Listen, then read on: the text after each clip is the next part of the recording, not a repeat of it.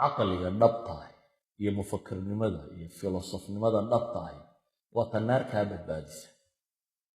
ama hadduu caqligaaga iyo intelligencekaaga iyo kartidaada iyo qofnimadaadu cadaab kaa badbaadin kari waayaan waa nothing. ilaahay aakhire qaar buu tilmaamaya la odhanayo war maxaa naarta idin geliyey waqaaluu low kunnaa nasmacu aw nacqilu maa kunnaa fii asxaabi saciir bay leeyihin. dunida markaanu joognay haddaanu dhega yeelan lahayn ama caqli aanu qabi lahayn bay leeyihin. yani caqligu hadduu ku dhaafiyo aakhirada dhan caqli maaha. asxaabu saciirka kumaanan biireen bay leeyihin haddaanu markaanu dunida joognay dad raashanala aanu ahaan lahayn, dad caqliga isticmaala haddaanu ahaan lahayn. waayo caqliga toosani wuxuu keenayaa inaad aakhira rumayso, inaad rabu samaawaati walarda rumayso, inaad rususha rumayso keenaya. ayuha alikhwa, wadanadan aad joogtaan dhaldhalaalka nololeed baa bini aadamka mashquuliyey. sayniska iyo aqoonta bini aadamkee la sheegayo o dhame waa one thing buu qabtaa. all science muxuu qabtaa? waxay dhahdaan space and time buu yareeyaa bes. marka aqoonta bini aadamku korodhaba timekii wax lagu qabanayay efficiency-gii wuu kordhaa, spacekii qalabka la isticmaalayay la dhigayana wuu la yarayn karaa. waa intaa u qarnigan iyo qarnigii hore labadaba waa la noolaayay, qalabka la isticmaalayana wuu kala yarayay, wuu sii yaraanaya, timeka wax lagu qabanayaana wuu soo yaraanaya. intaasuu technologyga tirada badan la sheegaya uu keena.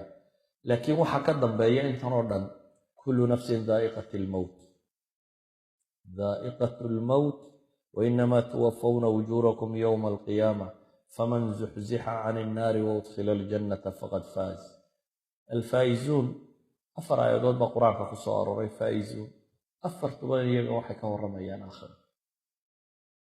16 aayadood baa alfawz alcadiim aw alfawz alkabiir aw fawz almubiin ku soo arooray. 16 waxay ka warramayaan aakhira. kaannamaa qur-aanku aanu ictiraafsanayn fawz aan kaa ahayn inaanu jirinba. waxaan kaloo dhami inay yihiin wax lagu madadaasho, wax wakhti yar shaqeeya.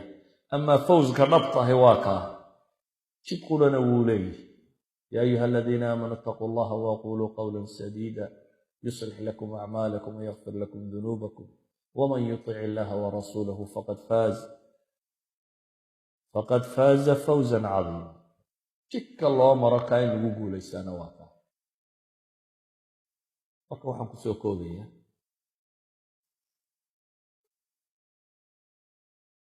adduunkan iyo xoogsigiisa in badan laysuma tilmaamo naftaada ku mashquula. waxaan rabaa inaad nolosha meel kaga dartaan aakhiro xoogsigeeda. aakhiro xoogsigeeda inaad nolosha meel kaga darto, inaad ogaato guushaada dhabta ah iyo nolosha waxaad fahamtay marka aad garato waxa aad u nooshay. wa ilaa waana lagu dhalay waana dhimatay, waxay qiimo samaynayso kale ma jirto.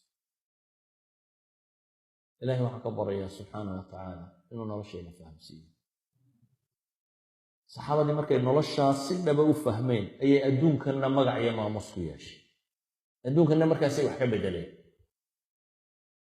markii hore niman reer baadiye ah oo iska xoola dhaqata oo waxba haysanin, haddii xoola lagu xisaabtamo la odhan karo waa caydh, haddii magac iyo maamuus lagu xisaabtamo dowlad ba aan ahayn.